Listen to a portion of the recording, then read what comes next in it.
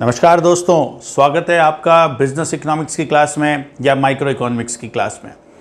Last class में आपको law of equi marginal utility को सिस्टमैटिकली डायग्रामेटिक फॉर्म में और टेबुलर फॉर्म में कैसे एक्सप्लेन करते हैं ये बात समझाई गई थी। आज की इस क्लास में हम एक नए कॉन्सेप्ट, नए टॉपिक के ऊपर बात करेंगे जिसका नाम है कंज्यूमर्स सरप्लस। जी हाँ, देखिए बोर्ड की तरफ, कंज्यूमर्स सरप्लस।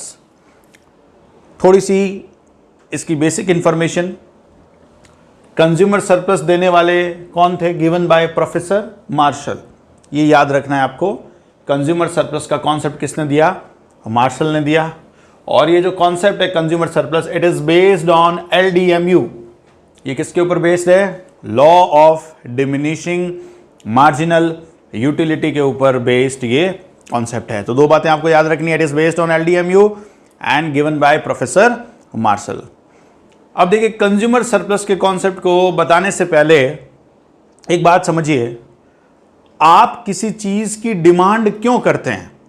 आप किसी चीज को क्यों खरीदना चाहते हैं, क्यों डिमांड करते हैं?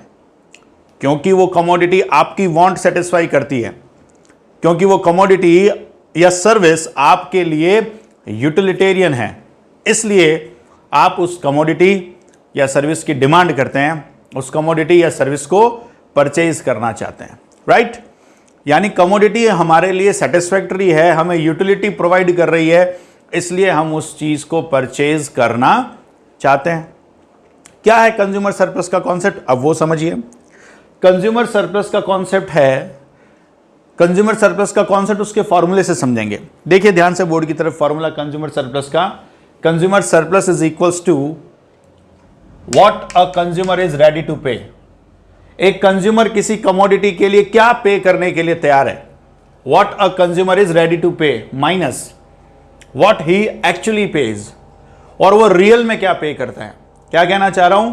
क्या पे करने के लिए तैयार है और क्या वो रियल में पे करता है, इन दोनों के बीच का डिफरेंस।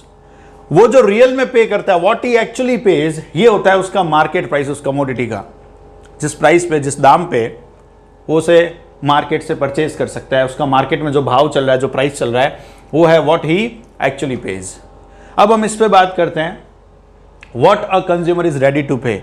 एक कंज्यूमर किसी कमोडिटी के लिए क्या पे करने के लिए तैयार है, ये डिपेंड करता है उस कमोडिटी से मिलने वाली यूटिलिटी पे, उस कमोडिटी से मिलने वाले सेटिस्फैक्शन पे, उस कमोडिटी की इंटेंसिटी कितनी है हमारे लिए, उसके ऊपर। मैंने आपको प्रीवियस लेक्चर में कहा था कि एक आदमी रेगिस्तान में 5-7 घंटे से घूम रहा है, पिछले 5-7 8 से 1 घंटों से वो घूम रहा है रेगिस्तान में, टेम्परेचर है अराउंड 50 डिग्री और उसको बहुत तेज प्यास लगी है, ठीक है? उसके लिए पानी का एक गिलास या एक बॉटल बहुत ज़्यादा यूटिलिटेरियन होगा कि नहीं होगा? अगर उससे पूछा जाए ये पानी की बोतल जिसकी नॉर्मल मार्केट प्राइस है 15-20 रुपए, कि ये पानी की बोतल हम तुझे देंगे, तू उसके लिए क्या पे करने के लिए तैयार है? What a consumer is ready to pay. तो कंज्यूमर का जवाब क्या होगा? मैं अपनी सारी दौलत इसके लिए देने के लिए तैयार हूं, क्योंकि अगर वो उसे नहीं पिएगा तो मर जाएगा। तो what a consumer is ready to pay एक साइकोलॉजिकल कॉन्सेप्ट है। किसी पर्टिकुलर पॉइंट ऑफ टाइम पे एक कमोडिटी आपके लिए कितनी ज़्यादा यूटिलिटेरियन है, या उस कमोडिटी के लिए आपकी कितनी ज़्यादा इंटेंसिटी है, उसके अकॉर्डिंग आप जो भी पे करने के लिए तैयार होंगे वो डिसाइड होगा। So what a consumer is ready to pay, it is a psychological concept based on the concept of marginal utility, right? That is why consumer surplus is also based on the concept of LDMU। तो क्या पे करने के लिए तैयार है, ये depend करेगा उस कमोडिटी से मिलने वाली मार्जिनल यूटिलिटी पे, उसकी इंटेंसिटी पे, और आप एक्चुअल में क्या पे करते हो वो उसका मार्केट प्राइस होता है। जनरली हम किसी कमोडिटी को तभी परचेज करते हैं ना जब हम उसके लिए पे करने के लिए जो तैयार हैं वो ज़्यादा है और एक्चुअल में जो पे करते हैं वो कम, तभी तो हमारे लिए, हमें लगता है ये फायदे का सौदा है। जैसे ये मार्कर, ये मेरे लिए मान लो साइकोलॉजिकली 15 रुपए की यूटिलिटी देता है और मुझे मान लो 10 रुपए में मिला, तभी तो मैं खरीदूंगा। या रियलिटी की बात करें तो एक मार्कर 25 रुपए में आया, तो ये मुझे 25 रुपए से ज़्यादा यूटिलिटी दे रहा है बेसिकली, इसी वजह से तो मैंने इस मार्कर को परचेज किया। कोई भी कमोडिटी जब हम परचेज करते हैं इसी हिसाब से परचेज करते हैं। तो जनरली क्या होता है, कंज्यूमर जो पे करने के लिए तैयार है वो ज़्यादा होता है और वो एक्चुअल में जो पे करता है वो कम होता है। तो इन दोनों के बीच का डिफरेंस क्या होता है, कंज्यूमर सरप्लस। अभी भी पूरा कंप्लीटली क्लियर नहीं हुआ है, इसलिए हम इस टेबल के साथ समझेंगे। ठीक है, देखिए ध्यान से इस टेबल को। इस टेबल में पहला कॉलम है नंबर ऑफ यूनिट्स 1 2 3 4, दूसरा कॉलम है मार्जिनल यूटिलिटी, ब्रैकेट में क्या लिखा है रुपीज, यानी ये जो एमयू दे रखी है रुपीज में दे रखी है। अब भैया ऐसा है, क्या होती है एमयू रुपीज में वो समझते हैं। मैंने आपको लास्ट वीडियो लेक्चर्स में बता रखा है। देखो ये है सिंपल एमयू इन यूटिल्स। शुरुआत के वीडियो लेक्चर अगर आपने नहीं देखे हैं तो आपको ये बात समझ नहीं आएगी, तो आपकी रिस्पॉन्सिबिलिटी बनती है कि आप पिछले वीडियो लेक्चर देखें। आपने नहीं देखे हैं तो प्लीज देख के आइए, वरना मेरी क्लास अटेंड मत करिए। देखिए एमयू इन यूटिल्स है, लेकिन जैसे ही मैंने एमयू डिवाइड बाय एमयूएम कर दिया, जैसे ही मैं मार्जिनल यूटिलिटी में डिवाइड कर देता हूं मार्जिनल यूटिलिटी ऑफ मनी का, तो वो एमयू कन्वर्ट हो जाती है इन रुपीज में। तो ये basically MU divide by MUM है। ठीक है, यानी एक कंज्यूमर का सेटिस्फैक्शन इन रुपीज। इसको भी एक और एग्जांपल से समझा देता हूं आगे, यहां जगह है तो यहां लिखता हूं। आपका 1 रुपी है 4 यूटिल्स के बराबर।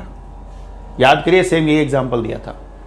आपका 1 रुपया 4 यूटिल के बराबर आपने कमोडिटी कंज्यूम की और आपको गेन हुआ 12 यूटिल्स। तो इस 12 यूटिल्स को रुपए के बराबर कर सकते हो। कितने रुपए के बराबर गेन हुआ आपको? 3 रुपए के बराबर गेन हुआ। कैसे पता लगा? क्योंकि आपका जो 1 रुपी है वो 4 यूटिल्स के इक्वल है, या मैं यूं कह सकता हूं ना 4 यूटिल्स 1 रुपी के इक्वल है, तो 12 यूटिल्स कितने के बराबर हो गया? 3 रुपए के बराबर हो गया। यानी मैं मार्जिनल यूटिलिटी को रुपीज में भी शो कर सकता हूं और यूटिल्स में भी शो कर सकता हूं। यहां मैंने जो मार्जिनल यूटिलिटी शो की है वो कैसे शो की है? रुपीज में। अब देखिए जो इनिशियल यूनिट्स होती है कमोडिटी की, वहां हमें उस कमोडिटी से ज्यादा सेटिस्फेक्शन मिलता है। हमने एलडीएमयू में यही पढ़ा था कि जब हम किसी कमोडिटी को कंटिन्यूअसली कंज्यूम करते हैं तो सेटिस्फेक्शन डिक्रीज होता है। तो जो इनिशियल यूनिट होती है वहां सबसे ज्यादा एमयू, यानी सबसे ज्यादा सेटिस्फेक्शन ज्यादा पे करने के लिए तैयार होगा। अभी क्या समझाया कि हम किसी कमोडिटी के लिए जो भी पे करने के लिए तैयार होते हैं वो डिपेंड करता है उससे मिलने वाली एमयू पे। अगर ज्यादा एमयू मिल रही है तो ज्यादा पे करने के लिए तैयार है, कम एमयू मिल रही है तो कम पे करेंगे। तो इनिशियल यूनिट्स के अंदर मार्जिनल यूटिलिटी हाई होती है तो हम ज़्यादा पे करने के लिए तैयार है, लेकिन फिर जैसे जैसे हमारा कंजम्पशन बढ़ता जाता है वैसे वैसे सेटिस्फेक्शन डिक्रीज होता है, यानी मार्जिनल यूटिलिटी डिक्रीज होती है, एमयू डिक्रीज होती है। इसका मतलब जो भी हम इसके लिए पे करने को तैयार है वो भी क्या होता जाएगा? डिक्रीज होता जाएगा। ये वाला कॉलम इसको शो कर रहा है what a consumer is ready to pay. ठीक है, अब उस कमोडिटी का मार्केट भाव, मार्केट प्राइस, मार्केट का जो दाम है, यानी व्हाट ही एक्चुअली पेज, वो है मान लीजिए 10 रुपये। तो फर्स्ट यूनिट के ऊपर वो 25 रुपये पे करने के लिए तैयार है और उसने एक्चुअल में कितना पे किया? 10 रुपया। इन दोनों के बीच का difference, what a consumer is ready to pay, what he actually pays, इन दोनों के बीच का डिफरेंस क्या होता है? कंज्यूमर्स सरप्लस होता है। यहां देखिए मार्जिनल यूटिलिटी 20 रुपये है, यानी what a consumer is ready to pay 20 है and what he actually pays 10, दोनों का डिफरेंस हो गया 10। यहां 15 और 10 का डिफरेंस हो गया 5। एक पॉइंट ऐसा आया फोर्थ यूनिट, यहां पे एक पॉइंट ऐसा आया जब कंज्यूमर जो पे करने के लिए तैयार है वो भी है 10 और उस कंज्यूमर ने एक्चुअल में जो पे किया है वो भी कितना है? 10। तो इन दोनों के बीच का जो डिफरेंस है वो क्या हो गया? 0। ये हमारा इक्विलिब्रियम हो गया कि कंज्यूमर कितनी यूनिट्स आके परचेज करेगा? 4 यूनिट आके परचेज करेगा। MU X equals to P X यहां हो चुका है। एमयू एक्स इन रुपीज और पी एक्स इन रुपीज दोनों बराबर हो गए तो वहां कंज्यूमर आके रुक जाएगा। This is consumer surplus. अब मैं अगर इस एमयू के कॉलम की टोटल करूं तो ये आ गया 70 रुपए। इनकी टोटल की तो कितना है? 70। एमयू का टोटल क्या होता है? टीयू होता है, आपको पढ़ा रखा है। समेशन ऑफ मार्जिनल यूटिलिटी होती है टोटल यूटिलिटी। और क्या उसने टोटल पे किया 4 यूनिट के लिए? 40 रुपए। तो टोटल यूटिलिटी है 70 रुपीज में है ये, और जो टोटल अमाउंट पे किया हुआ है 40, यानी टोटल कंज्यूमर 4 यूनिट के लिए क्या पे करने के लिए तैयार था? 70 रुपए, और कंज्यूमर ने रियलिटी में कितना पे किया? 40 रुपए। तो कितना हुआ कंज्यूमर सरप्लस? 30 रुपए का कंज्यूमर सरप्लस हुआ। तो ये इसका टेबुलर प्रेजेंटेशन है। अब देखा जाए तो ये सिंगल कमोडिटी का इक्विलिब्रियम जैसा ही है, ठीक है, लेकिन अलग से टॉपिक है तो मैं आपको बता रहा हूं। फिर देखिए डायग्राम इसका, इसी टेबल को हमने यहाँ रिप्रेजेंट करना हो तो एक्स एक्सिस पे, यहाँ पे ओ एक्स एक्सिस पे हमने क्या लिया है? यूनिट्स, और ओ वाई एक्सिस पे हमने प्राइस और मार्जिनल यूटिलिटी को ले लिया। अब प्राइस तो कांस्टेंट रहना है 10 10 10 10, तो प्राइस देखिए यहां पे बिल्कुल कांस्टेंट पड़ा है, ये है प्राइस बिल्कुल कांस्टेंट है 10। और मार्जिनल यूटिलिटी क्या होती जा रही है, कंटिन्यूसली डिक्रीज 25 20 15 10, तो 25 20 15 10 इस तरह से डिक्रीज होती जा रही है। तो आप देख सकते हैं ये MU कर्व है जो डिक्रीज हो रहा है और ये प्राइस है। कहां आके कंज्यूमर रुका था, 4 यूनिट के ऊपर, क्योंकि दोनों MU और PX दोनों क्या हो गए थे, बराबर हो गए थे। तो ये जो क्वांटिटी है ना यहाँ पे, ये कितनी यूनिट्स को रिप्रेजेंट कर रही है, 4 यूनिट को रिप्रेजेंट कर रही है। तो 4 यूनिट पे कंज्यूमर आके रुक गया, ठीक है। अब कंज्यूमर सरप्लस क्या था, प्राइस से ऊपर जो भी आपको मिल रहा है, ठीक है, प्राइस था 10 और उससे ऊपर आप क्या पे करने के लिए तैयार थे, एक्चुअल प्राइस से ऊपर आप जो भी पे करने के लिए तैयार हो वो आपका कंज्यूमर सरप्लस है।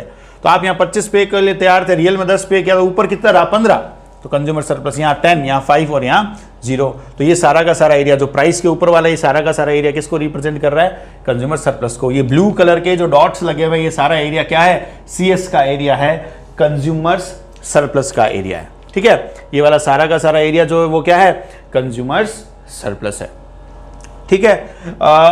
अगर मैं यूं कहूं समेशन MU क्या होता है, TU, समेशन MU क्या होता है, TU।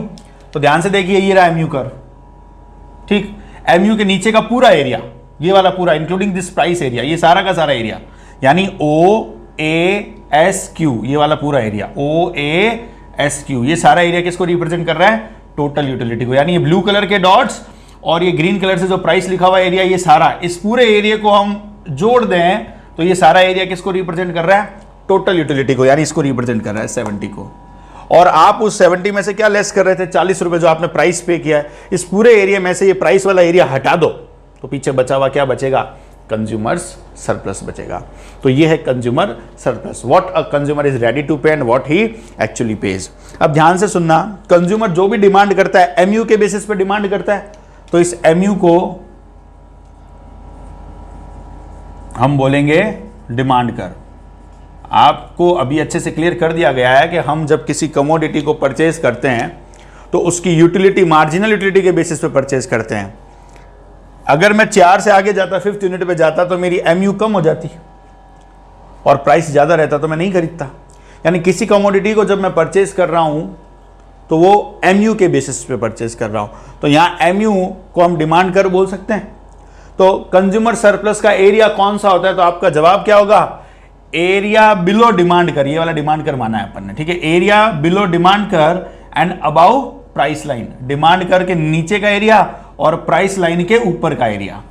इस पूरे डायग्राम को ध्यान से देखो, ये ब्लू कलर के डॉट्स आपको कहां नजर आ रहे हैं, डिमांड कर के नीचे के एरिया में और प्राइस लाइन के ऊपर के एरिया में आपको ये पॉइंट्स, ये डॉट्स नजर आ रहे हैं। तो वो एरिया क्या हो जाएगा, कंज्यूमर सरप्लस। तो consumer surplus is given by professor Marshall. Consumer surplus is based on law of diminishing marginal utility. पूरा कॉन्सेप्ट समझने के बाद आपको पता लग गया होगा कैसे ये LDMU के ऊपर बेस्ड है। कौन सा एरिया कंज्यूमर सरप्लस का एरिया होता है, तो आपका जवाब क्या होगा, एरिया अंडर MU कर, या यूं भी बोल सकते हैं area under demand curve and above price line is considered as consumer surplus, ठीक है। अब आइए हम बात करते हैं इस कंज्यूमर सरप्लस का प्रैक्टिकल इंप्लीकेशन क्या है उसके ऊपर। गाइस, हमने डेफिनेशन तो पढ़ ली, डायग्राम भी देख लिया, टेबल भी देख ली, कॉन्सेप्ट को भी समझ लिया, फॉर्मूला भी देख लिया। क्या था फॉर्मूला कंज्यूमर सरप्लस का, रेडी टू पे एक्चुअली पेज। एक्चुअली पेज क्या होता है, उस कमोडिटी का प्राइस। इस फॉर्मूले से कंक्लूजन और निकल रहा है, क्या कंक्लूजन निकल रहा है कि अगर ये अमाउंट कम होती जाए, एक्चुअली पेज वाली अमाउंट, एक्चुअली पेज यानी उसका प्राइस कम होता जाए, तो कंज्यूमर सरप्लस क्या होता जाएगा, इंक्रीज होता जाएगा। ये बात हमें फॉर्मूले से पता लगी। अब देखिए हम बात करते हैं कि ये कॉन्सेप्ट हमने पढ़ तो लिया, सर अब इसकी थोड़ी क्या यूज है या उसका क्या इंपॉर्टेंस है वो भी बता दीजिए। तो कुछ 4-5 पॉइंट मैंने लिखे हैं, समझने की कोशिश करिएगा, बहुत ईजी है, कुछ भी नहीं है। पहला पॉइंट देखिए इंपॉर्टेंस का, distinction between value in use and value in exchange. Value in use और वैल्यू इन एक्सचेंज के बीच में कंज्यूमर सरप्लस डिफरेंस करता है, डिफरेंशिएट कर देता है, डिस्टिंग्विश कर देता है। क्या होता है वैल्यू इन यूज, किसी पर्टिकुलर कमोडिटी की क्या वैल्यू है आपके लिए, और वैल्यू इन एक्सचेंज का मतलब है उस कमोडिटी को आपने किस भाव पे खरीदा, किस दाम पे खरीदा। फॉर एग्जाम्पल नेसेसिटी के गुड्स की बात करते हैं, जैसे सॉल्ट यानी नमक, जैसे कि वाटर, मेडिसिन्स। अगर मैं इनकी बात करूं तो उनकी वैल्यू इन यूज़ बहुत है, हमारे लिए हाई है, इनफाइनाइट है। भाई क्या हम नमक के बिना रह सकते हैं? नहीं रह सकते। पानी के बिना जिंदा रह सकते हैं? नहीं रह सकते। तो इनका वैल्यू इन यूज़ हमारी लाइफ में बहुत है। जबकि ये अपने को वैल्यू इन एक्सचेंज की बात करें तो जबकि ये अपने को मार्केट में बहुत लो प्राइस पे मिल जाती है। यानी नेसेसिटीज के केस में वैल्यू इन यूज बहुत ज्यादा है। वैल्यू इन यूज से ही क्या डिसाइड होता है? रेडी टू पे। और वैल्यू इन एक्सचेंज क्या होता है? Actually page. तो इन दोनों के बीच में आराम से डिफरेंस कौन बताता है? Consumer surplus. यानी वैल्यू इन यूज और वैल्यू इन एक्सचेंज के बीच में डिस्टिंक्शन करने का काम कौन करता है? कंज्यूमर सरप्लस का कॉन्सेप्ट करता है। तो देखिए जो नेसेसिटी की चीजें हैं उनके केस में वैल्यू इन यूज बहुत ज्यादा है, यानी what a consumer is ready to pay बहुत ज्यादा है and what he actually pays बहुत कम है। ठीक है, यानी नेसेसिटीज के केस में इन दोनों के बीच का डिफरेंस बहुत ज्यादा है। इसका मतलब नेसेसिटीज के केस में कंज्यूमर सरप्लस बहुत हाई होगा, मैक्सिमम होगा। अगर कोई आपसे पूछ ले कौन से टाइप के गुड्स का कंज्यूमर सरप्लस मैक्सिमम होता है, हाईएस्ट होता है या ऑलमोस्ट इनफाइनाइट होता है, तो आपका जवाब क्या होगा? Article of necessity, goods of necessities like water, salt, medicine etcetera.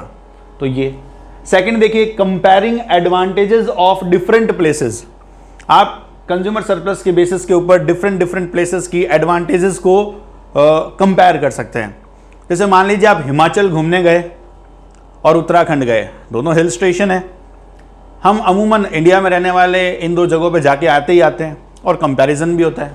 अब मान लीजिए आप हिमाचल में और उत्तराखंड दोनों में सेम अकोमोडेशन के रूम में रहे थे, लेकिन हिमाचल में आपको महंगा मिला रूम और उत्तराखंड में चीप रेट पे मिला, तो उत्तराखंड के लिए सेम अकोमोडेशन के लिए आपका कंज्यूमर सरप्लस हाई हो गया, वहीं हिमाचल के लिए उत्तराखंड के कंपैरिजन में कंज्यूमर सरप्लस कम। तो आपने बातों बातों में ये कह दिया कि यार उत्तराखंड मुझे ज़्यादा सही लगा, क्योंकि वहाँ पे कमरे सस्ती रेट पे थे और सेम फैसिलिटीज़ थी या ज़्यादा फैसिलिटीज़ थी, ज़्यादा एमिनिटीज़ हमें प्रोवाइड करवाई गई थी। तो आपने आराम से दो जगहों के बीच का डिफरेंशिएशन जो किया वो आपने जो गेन किया कंज्यूमर सरप्लस उसके बेसिस पे किया। अब देखिए सारी कहानी साइकोलॉजिकल है, कोई ऐसा फॉर्मूला नहीं लगाता है। क्या कहा था? ये एलडीएमयू पे बेस्ड है। एलडीएमयू खुद एक साइकोलॉजिकल कॉन्सेप्ट है, ठीक है। तो ये भी सारा क्या होगा? साइकोलॉजिकल कॉन्सेप्ट होगा। एलडीएमयू की जो एजम्पशन थी सारी की सारी इसकी एजम्पशन भी होगी। एलडीएमयू की जो ड्रॉबैक्स है जो आगे आने वाले नेक्स्ट लेक्चर में हम पढ़ेंगे वो सारी की सारी इसकी ड्रॉबैक भी होगी। तो इसकी ड्रॉबैक कवर हो जाएगी जब मैं अगले चैप्टर अगले लेक्चर के अंदर बताऊंगा drawbacks of law of diminishing marginal utility. ठीक है। थर्ड पॉइंट देखिए, to the businessman and monopolist. अगर आप बिजनेसमैन हैं और एक ऐसे बिजनेसमैन है जिसकी मार्केट पे कैप्चरिंग जो है एज ए मोनोपोलिस्ट है, यानी आपका बहुत डोमिनेटिंग कंट्रोल है मार्केट के ऊपर, तो आप उन चीजों का प्राइस बढ़ा देंगे जहां कंज्यूमर सरप्लस हाई है। समझ में आई बात? कंज्यूमर सरप्लस यानी रेडी टू पे ज्यादा है और एक्चुअली पेज कम है, काफी ज्यादा डिफरेंस है, कंज्यूमर सरप्लस हाई है। तो एक मोनोपोलिस्ट बिजनेसमैन जो है वो क्या करेगा? उन कमोडिटीज के प्राइस को बढ़ाएगा जिसका कंज्यूमर सरप्लस हाई है और उन कमोडिटीज के प्राइसेस को वो कम रखेगा जिनका कंज्यूमर सरप्लस डाउन है। बात समझ में आई? क्या कहना चाह रहा हूं मैं? एक मोनोपोलिस्ट उन कमोडिटीज के भाव को हाई रखेगा, प्राइसेस को हाई रखेगा जिसका कंज्यूमर सरप्लस हाई है। फिर देखिए, useful to government in determining taxes. Government भी अपनी टैक्स पॉलिसी को डिसाइड करती है। तो गवर्नमेंट देखती है नॉर्मली जो कमोडिटीज एडिक्शन की होती है, like cigarette, like tobacco, like alcohol, ये वो कमोडिटीज़ हैं, ये सारी की सारी वो कमोडिटीज़ हैं जो आपके लिए वो बहुत ज़्यादा वांट सेटिस्फाइंग करने वाली है। यानी एक कंज्यूमर जो इन चीज़ों का एडिक्टेड है, रेडी टू पे बहुत कुछ कर सकता है उसके लिए, ठीक है। तो गवर्नमेंट ऐसी कमोडिटीज़ के ऊपर हाई टैक्स लगा देती है। भाई गवर्नमेंट को भी तो सरकार चलाने के लिए सोर्स क्या होता है? टैक्सेस सोर्स होता है गवर्नमेंट का। तो गवर्नमेंट क्या करती है? वो चीज़ें जो कंज्यूमर के लिए हाई सरप्लस वाली है, हाई कंज्यूमर सरप्लस वाली है, ठीक है, और वो उसके लिए नेसेसिटी नहीं है, वो उसके लिए एडिक्शन टाइप की हैं, तो गवर्नमेंट ऐसी चीज़ों के ऊपर टैक्सेस हाई कर देगी। भाई इन case of alcohol, in case of tobacco, अभी आपने देखा होगा लॉकडाउन के अंदर टोबैको जो है 10 रुपये का जो पाउच था वो 40 रुपये में मिल रहा था, 20 रुपये का पाउच 70 रुपये में मिल रहा था, लोगों ने परचेज किया। रेडी टू पे बहुत हाई है उसके लिए। समझ में आई बात? तो उसके लिए बहुत ज़्यादा पे करने के लिए तैयार हैं। तो ऐसी चीज़ें जिनके लिए कंज्यूमर एडिक्टेड हो जाता है और जो हार्मफुल भी है सोसाइटी के लिए, लोगों के लिए, सरकार कहती है कि इन चीज़ों पे कंज्यूमर सरप्लस आई है तो ज़्यादा टैक्स लगा दीजिए। तो गवर्नमेंट अपनी पॉलिसी डिसाइड करने में भी कर सकती है काम, जिन चीज़ों में कंज्यूमर सरप्लस लो होगा वहाँ गवर्नमेंट टैक्स कम रखेगी, हटा देगी, जिनका कंज्यूमर सरप्लस हाई होगा वहाँ आसानी से गवर्नमेंट टैक्स ले सकती है। फिर देखिए useful in cost benefits analysis of project. अब देखिए ये वैसे तो cost benefit analysis financial management and cost accounting की तरफ लेके जाता है अपने को, लेकिन हम यहाँ उस डिटेल में बात नहीं करेंगे। मैं एक सिंपल एग्जांपल से आपको बताता हूँ। देखिए एक गांव है ए और दूसरा गांव है बी, और दोनों के बीच में एक नदी बहती है। बिहार का कोई गांव है। ए से बी की तरफ जाने के लिए आपको बहुत लंबा रास्ता लेना पड़ता है, जो 25 किलोमीटर घूम के आपको उस गांव तक पहुंचाता है। लेकिन अगर इन दोनों के बीच में एक ब्रिज बना दिया जाए तो ये दूरी 10 मिनट में तय हो सकती है। जहां आपको 25-30 मिनट लगते हैं एक गांव से दूसरे गांव, आधे घंटे लगते हैं गांव से दूसरे गांव में जाने में, या आपको 25-30 किलोमीटर की दूरी तय करनी पड़ती है एक गांव से दूसरे गांव में जाने में, अगर एक ब्रिज बना दिया जाए उस नदी, दोनों गांवों के बीच में जो नदी है उसके ऊपर, तो आप 5-7 मिनट में एक गांव से दूसरे गांव में पहुंच जाएंगे। तो ब्रिज बनाने की कॉस्ट जो एक्चुअल में हमने पे किया वो, लेकिन जो मिलने वाला बेनिफिट है अगर आप उसकी एक्सपेक्टेशन करें तो बेनिफिट बहुत ज़्यादा। उस एक गांव से दूसरे गांव में आने जाने वाले लोगों की टाइम कितना बच गया उन लोगों का, तो बहुत ज़्यादा टाइम बचाने वाला रहा ये। एक तो ये बेनिफिट हुआ। दूसरा, जहां आप 25-30 किलोमीटर घूम के जाते थे तो खूब सारा आपको पेट्रोल डीजल खर्च करना पड़ता था, बहुत ज़्यादा एनर्जी लगानी पड़ती थी। अब आप 5 मिनट में वो दूरी तय कर सकते हैं। ठीक है, तो आपकी पॉकेट पे भी तो आपका बेनिफिट हुआ, तो आपका कंज्यूमर सरप्लस बढ़ा कि नहीं बढ़ा। तो गवर्नमेंट कई बार इस तरीके से कॉस्ट बेनिफिट एनालिसिस चेक करती है कि जो हम खर्चा कर रहे हैं और उस खर्चा करने से जो आउटकम आएगा वो साइकोलॉजिकली बहुत ज़्यादा होगा, क्योंकि दोनों गांव के लोग अब रिलैक्स हो गए। जिन बच्चों को एक गांव से दूसरे गांव पढ़ने के लिए, स्कूल के लिए, हॉस्पिटल के लिए जाना पड़ रहा था, वो 5 मिनट की दूरी हो गई, तो साइकोलॉजिकली आप बहुत रिलैक्स हुए। दूसरा, जो आप इतना ज़्यादा पेट्रोल डीजल वेस्ट कर रहे थे 25-30 किलोमीटर की दूरी तय करने में, अब 5 मिनट में आपका वो काम हो गया। ठीक है, तो ऐसे कॉस्ट बेनिफिट एनालिसिस भी किए जाते हैं, यानी ब्रिज बनाने का कंज्यूमर सरप्लस बहुत हाई होगा, मैं ये कहना चाह रहा हूं आपसे। तो ये useful in cost benefit analysis.